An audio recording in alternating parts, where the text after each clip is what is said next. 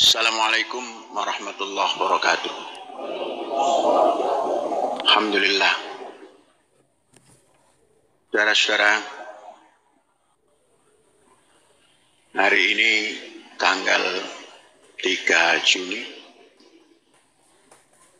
2 hari yang lalu bangsa Indonesia memperingati hari lahir daripada dasar negara Indonesia yang 5.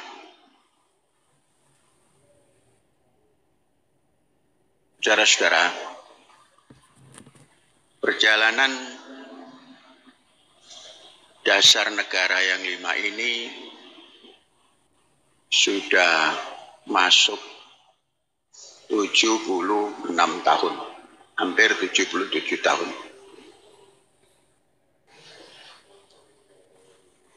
Namun sampai dengan hari ini berbagai penafsiran terus bergerak.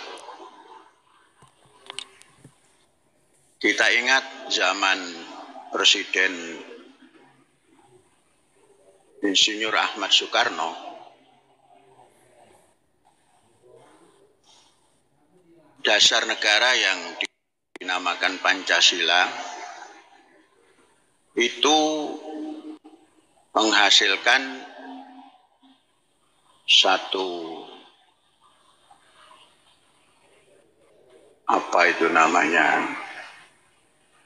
sikap nasional yang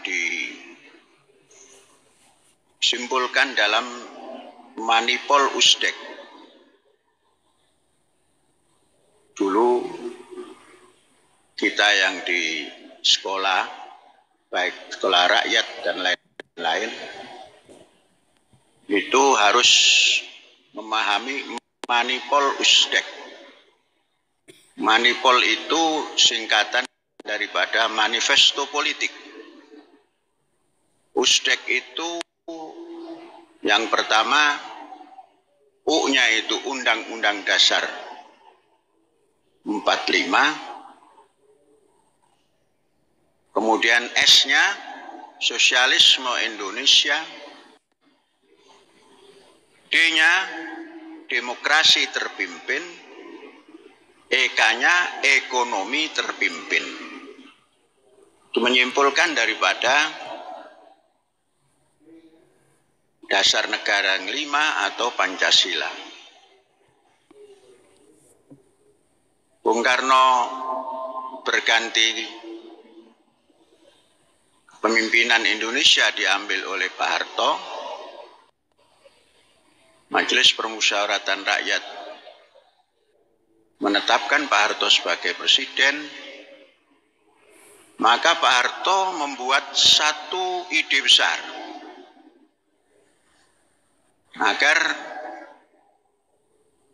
bangsa Indonesia ini mempunyai pegangan dalam menyikapi 5 dasar negara itu, atau dasar negara yang 5 itu. Maka dibentuklah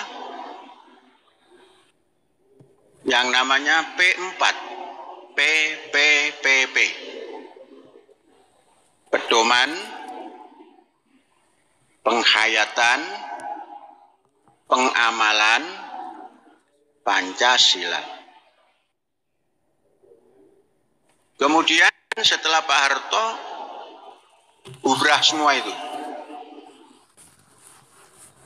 Yang digagas Bung Karno diganti oleh Pak Harto dengan P4. Kemudian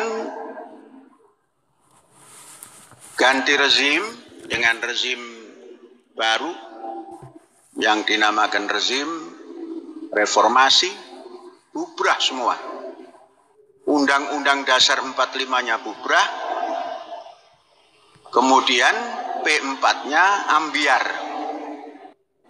Jadi sekarang bangsa Indonesia tidak menggunakan Undang-Undang Dasar 1945,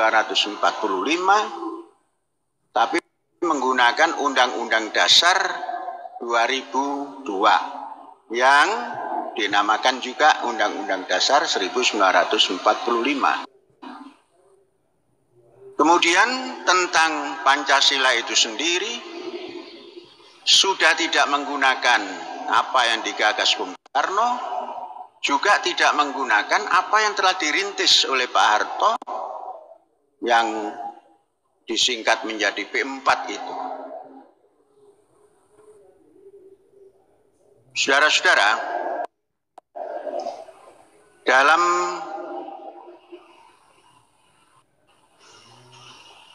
penghayatan nilai-nilai dasar negara ini, Pak Harto mempunyai ide besar yang patut dihormati. Tentunya tidak mutlak P4 itu sempurna. Semestinya P4 yang mungkin oleh kaum reformis itu dianggap tidak sempurna, itu mestinya disempurnakan, bukan dibuang sama sekali. Jadi kalau dalam bahasa logika, ma la yudraku kulluhu la yutraku kulluhu. Sesuatu yang didapat dari nilai P4 itu tidak sempurna, semestinya tidak dibuang secara sempurna.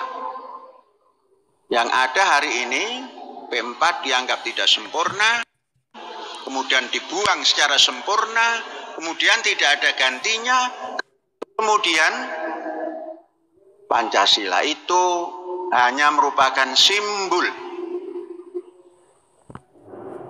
Simbol itu sama dengan apa lagi dalam kamus bahasa Indonesia itu? Lambang. Padahal Indonesia sudah punya lambang. Apa lambang dan simbolnya? Merah putih.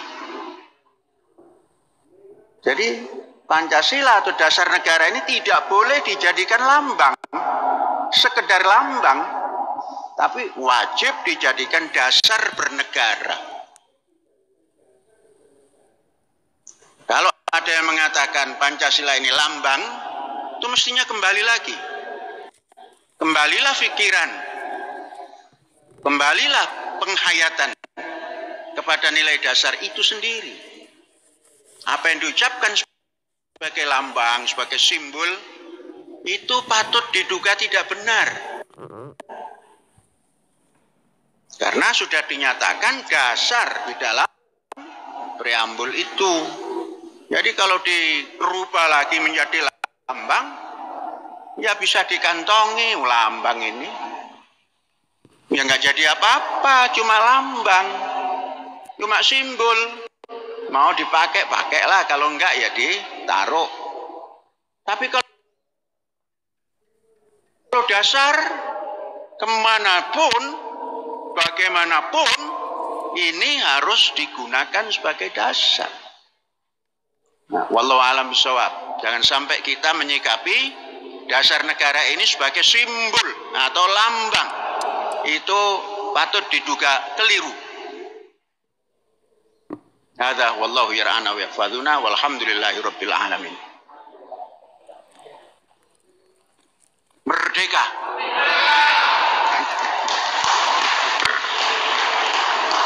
Tujuh, permohonan salat gaib. 1 untuk Bapak Abdul Karim bin Suropinggi.